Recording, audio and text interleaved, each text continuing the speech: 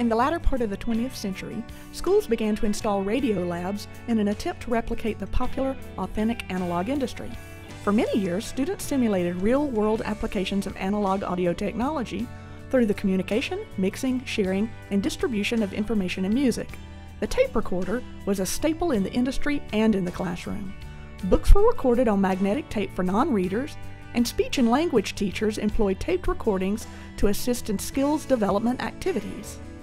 Then, in 1999, portable MP3 players were released, and Sean Fanning created Napster, an audio file sharing site that garnered the attention of the public and the courts.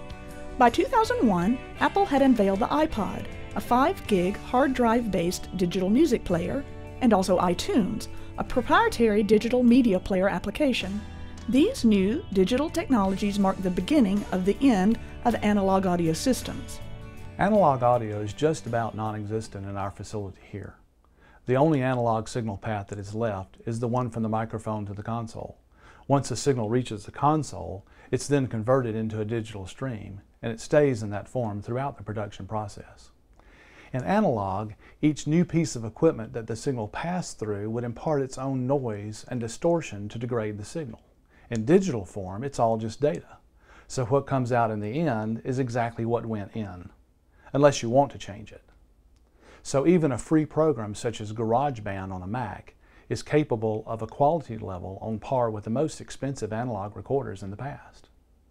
The technology tetrad, developed by Marshall McLuhan, is a 4-part structure that helps disaggregate the effects of technology on society.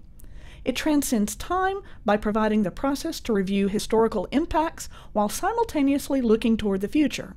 For example, a tetrad applied to analog audio technologies indicates enhanced music and audio sharing, and portable recording and playing mechanisms.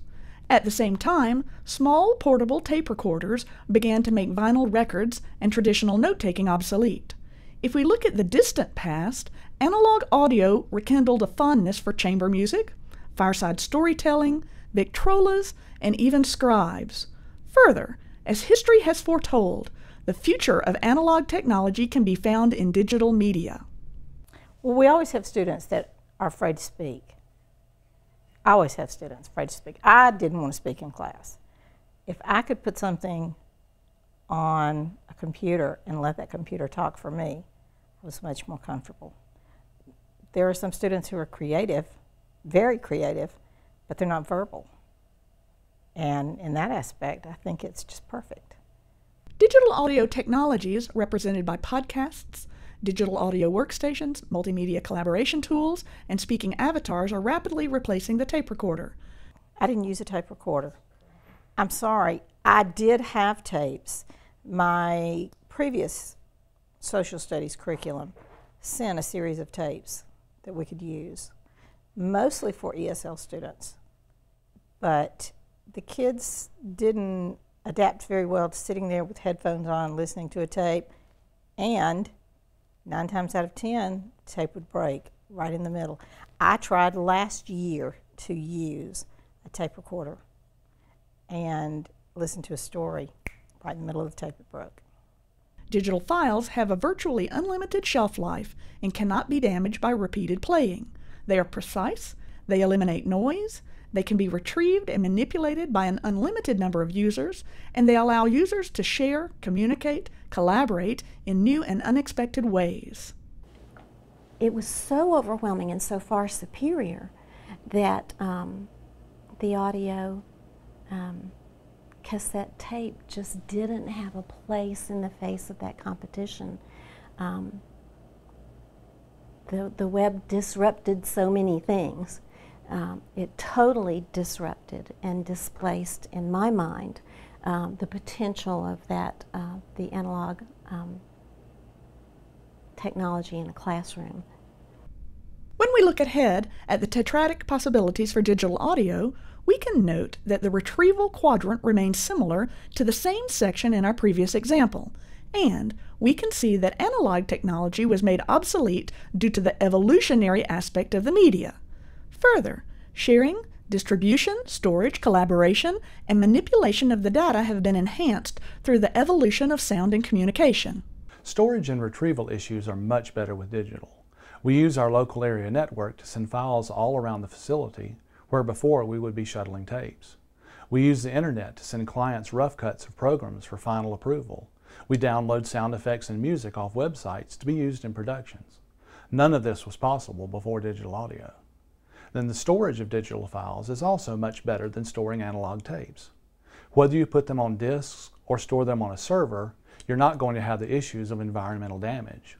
We have a tape vault here that must be kept at 70 degrees and 50% relative humidity in order to preserve, as best we can, our old analog recordings. But even with that, if a tape is much older than 10 or 15 years, we're concerned as to the condition of the tape. So, the biggest advantages we see are better quality at a cheaper price, no noise added during production, unlimited copies with no signal degradation, and a virtually unlimited shelf life. So, digital wins. As previously noted, evolution can play a role in the development and obsolescence of technologies. In addition to evolutionary influences, Dr. David Thornburg identified 5 other forces that drive the emergence of technology.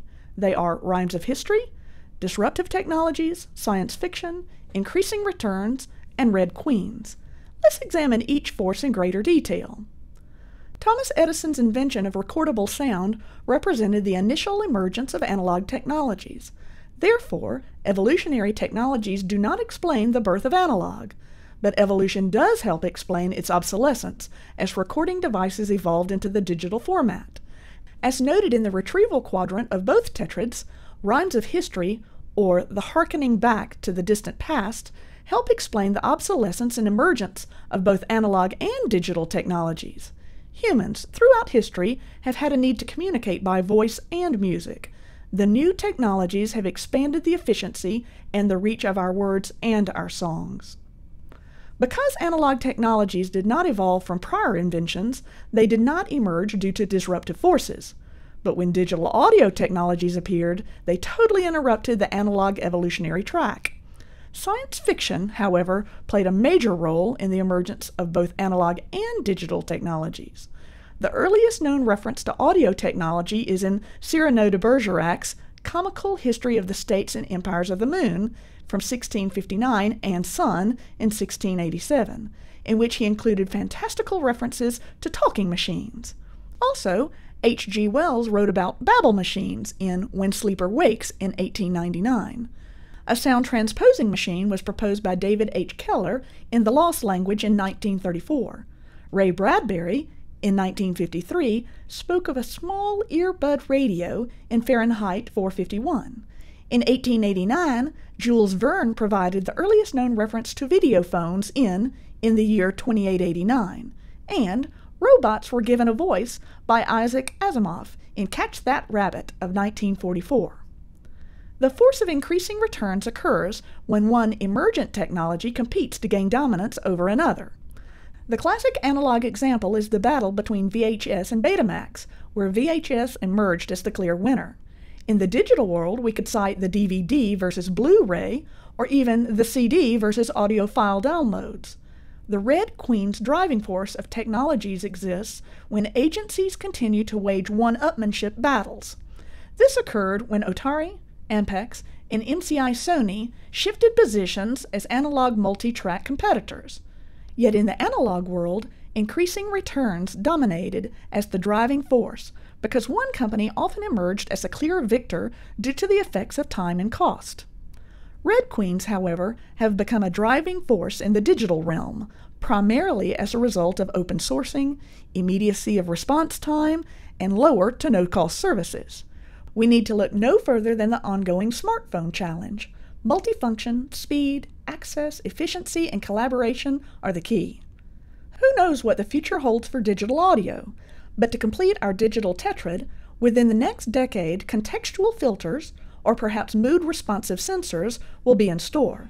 But most certainly, we can be assured that digital audio technologies will help transform our traditional classrooms into one unified global learning community.